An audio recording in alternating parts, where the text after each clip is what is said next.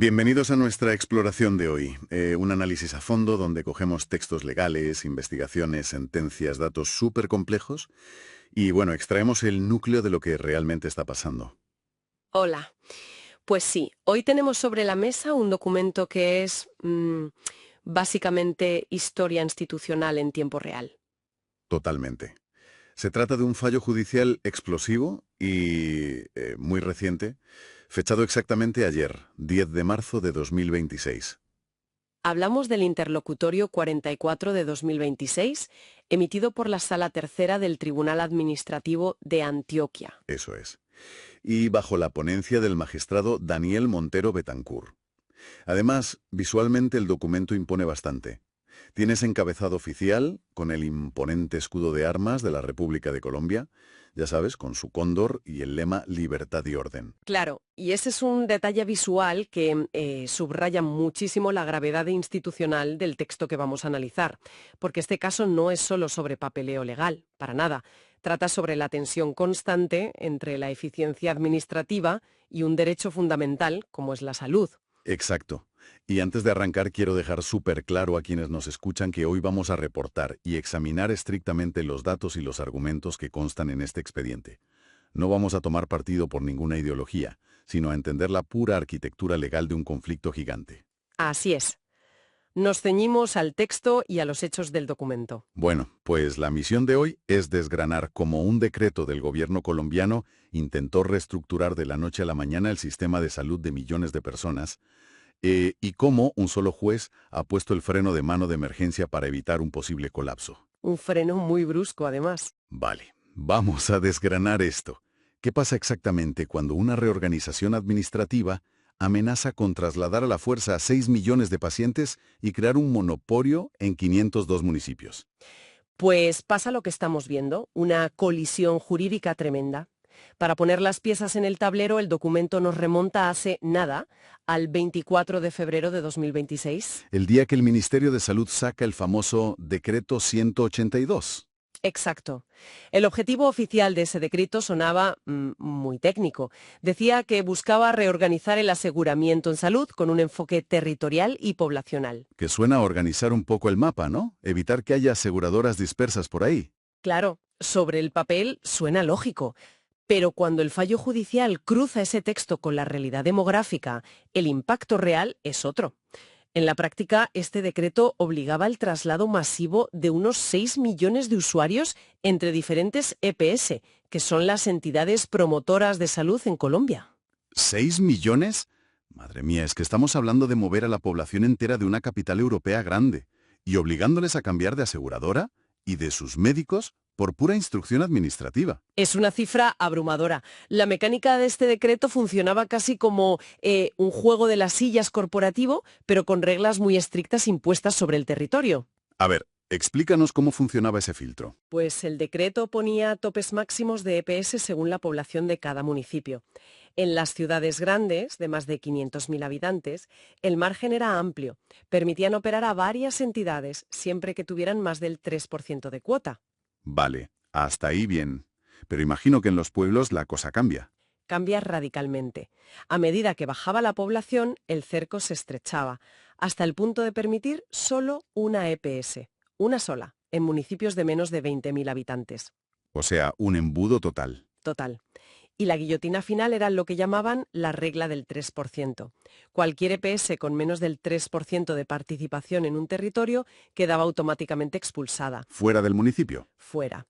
Y todos sus afiliados tenían que ser reasignados a las que sí se quedaban. Aquí es donde entra en escena la demanda que frena todo esto. El expediente nos presenta la figura de la acción popular. Sí, un mecanismo legal diseñado precisamente para proteger derechos colectivos. Exacto. Interpuesta por el ciudadano Víctor Raúl Palacio Borges contra el Ministerio de Salud. Y lo que denuncia no es solo que muevan a 6 millones de personas, sino hacia dónde las están moviendo. Lo fascinante aquí es cómo los datos de la demanda revelan el verdadero problema estructural. De esos 6 millones de traslados, aplicando las matemáticas del propio decreto, aproximadamente 2.600.000 usuarios iban a ser asignados obligatoriamente a una sola entidad. A la nueva EPS. Eso es, un embudo inmenso directo hacia la nueva EPS. Y esto enciende todas las alarmas en el juzgado, porque la demanda enumera unas banderas rojas sobre esta entidad que son de no creer. Leyendo estrictamente los datos del auto, el historial de la nueva EPS es súper problemático. Muy problemático, sí. El tribunal valora 4 factores críticos. Empiezo yo con el primero, que me dejó helado.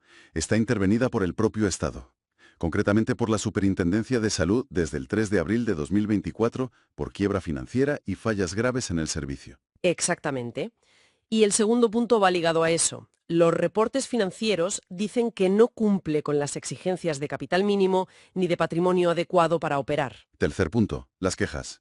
Según las estadísticas oficiales de la demanda, las quejas y reclamos de sus usuarios aumentaron un 107% en el último año. Un salto brutal. Y el cuarto punto es que es la EPSE con el mayor porcentaje de tutelas en todo el país. Las tutelas son esas demandas urgentes que ponen los ciudadanos cuando no les atienden y su salud está en riesgo inminente. Claro, es que es una paradoja gigante. El decreto se justifica diciendo que quiere corregir fallas del mercado y mejorar la atención, pero la solución matemática que imponen manda a 2,5 millones de personas a la entidad que, estadísticamente, tiene los peores problemas estructurales de Colombia. Es una contradicción que el juez analiza muy a fondo. Argumenta que enviar a tanta gente a una aseguradora con el patrimonio en negativo, en lugar de mitigar un riesgo, lo multiplica exponencialmente. Amenazando con colapsar las redes de atención que le quedan a esa entidad. Totalmente. Pero espera, que la arquitectura del decreto tiene un detalle más que el fallo examina con lupa. La famosa regla de excepción. Esa misma. Una cláusula mágica que decía que si una EPS tenía más del 20% de los afiliados a nivel nacional, se salvaba de todas estas restricciones locales. O sea, mantenía su autorización para operar en todo el territorio, sin importar los topes municipales ni la regla del 3%. Exacto.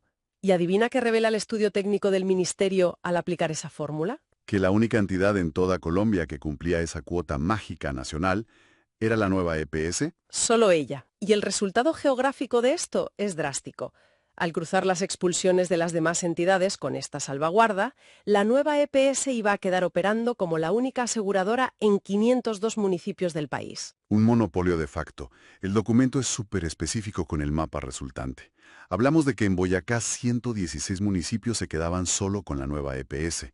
En Cundinamarca 85 municipios. En Santander 70, en Nariño 30. Es que casi la mitad de Colombia se quedaría sin libertad de elección. Y ojo, tanto en el régimen contributivo como en el subsidiado. Y esto jurídicamente toca una fibra súper sensible de la Ley Estatutaria de Salud en Colombia. El juez dice, a ver, la libertad de elegir quién te asegura no es un capricho del mercado, es un derecho fundamental. Si dejas a 502 municipios con una sola opción, anulas ese derecho por completo. Aquí es donde se pone realmente interesante, porque para que la nueva EPS se quede sola, las demás tienen que irse.